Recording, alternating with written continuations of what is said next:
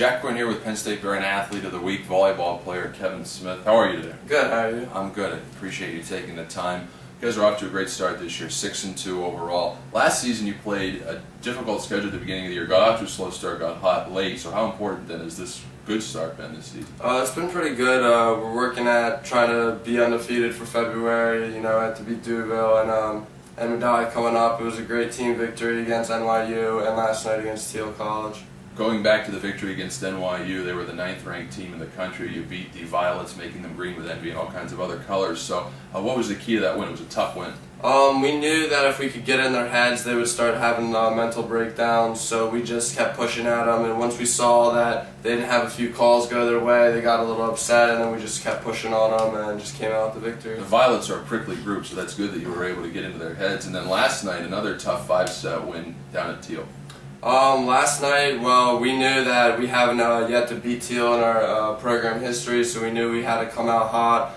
They beat us down pretty bad in the first set, but we just knew that if we kept pushing that we could pull out the victory. You were a 500 team last year. You mentioned this is a young program, and now you're 6-2, 3-1 in the conference, so things are certainly looking up from the program standpoint. What have you seen as the biggest difference from this group compared to last season? Last year, well, we would go 4 with some of the top teams. We would get one set win, and we'd get a little too happy with ourselves. So this year, after we would win one set against a great team, we just know that the next game was a 0-0 game and that it started all over. So we just know to keep pushing hard. One of the other things I've noticed, at least for the games here, is you guys have a lot of depth. You have a big team, especially compared to some of the other teams I've seen you play that some of them only had 6, but even some of the teams just 10, 12 guys. So how important is that from a endurance standpoint?